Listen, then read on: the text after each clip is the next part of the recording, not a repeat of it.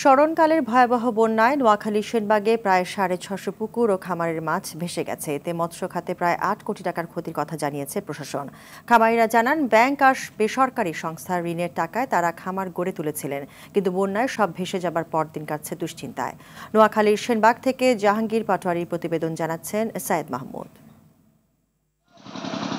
প্রত্যন্ত এলাকায় রাস্তাঘাট এখনও ডুবে আছে, উঁচু এলাকায় পানি সরে যাওয়ায় চলছে ঘরে ফেরার যুদ্ধ। তবে এর মধ্যে দুশ্চিন্তায় দিন কাটছে নোয়াখালীর সেনবাগের মৎস্য খামারিদের। খামারিরা জানান, আকস্মিক বন্যায় কিছু বুঝে ওঠার আগেই খামারের মাছ ভেসে গেছে।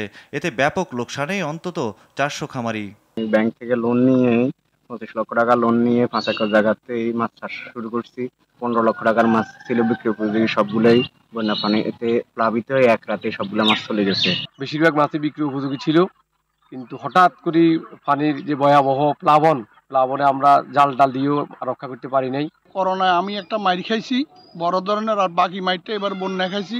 আমার 5টা কর্মচারী চলে গেছে, আমি বেতনও দিতে পারতাম না, আমার লক্ষ লক্ষ টাকার মাছ চলে গেছে। এখন যদি সরকারি বিভিন্ন ব্যাংক অথবা সংস্থা থেকে আমরা কোনো ধরনের সহায়তা পাই, সেক্ষেত্রে আমরা আবার ঘুরে দাঁড়াতে পারবো, আমরা ব্যবসা আবার নতুন করে শুরু করতে পারবো। ক্ষতিগ্রস্তদের আর্থিক সহায়তা ও সুদমুক্ত ঋণ প্রদান, মৎস্য খাদ্যের দাম কমানো সহ বিভিন্ন দাবিতে সম্প্রতি মানববন্ধন করেন খামারিরা।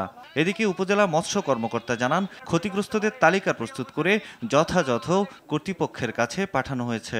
সুদমুক্তভাবে বা স্থগিত করে বা আগামী 2 বছরের জন্য লোনটা কিছুটা স্থগিত করে, মওকুফ করে, অথবা তাদেরকে একটু সময় বাড়িয়ে যদি পরিশোধের জন্য সময় দেওয়া হয়, সেক্ষেত্রে তারা এই খারাপ পরিস্থিতিটা কিছুটা হলেও কাটিয়ে উঠতে পারবে। সরকারি সহায়তায় দ্রুত ক্ষতি পুষিয়ে নিতে চান খামারিরা। সায়েদ মাহমুদ, RTV।